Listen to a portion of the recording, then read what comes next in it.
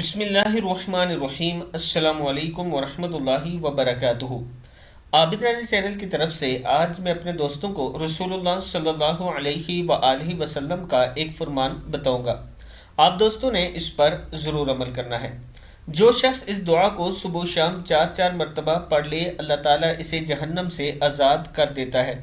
دعا کیا ہے؟ اللہم انی اصبحت اشہدک و اشہد حملۃ عرشک و ملائکتک و جمیع خلقک انک انت اللہ لا الہ الا انت وحدک لا شریک لک و ان محمدا عبدک و رسولک۔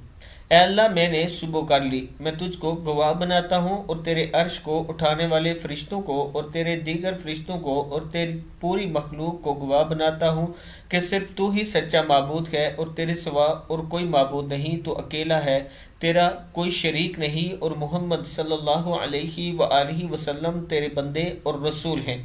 شام کے وقت اصبحتو کا، شام کے وقت اصبحتو کی بجائے سیتو کہنا ہوگا اس دعا میں۔ نسائی، ابو داؤد، ترمذی ان سب میں موجود ہے، آپ دیکھ سکتے ہیں۔ میں اپنے دوستوں سے گزارش کروں گا کہ اس دعا کو یاد کر لیں اور صبح و شام ضرور پڑھا کریں۔ السلام علیکم ورحمۃ اللہ وبرکاتہ۔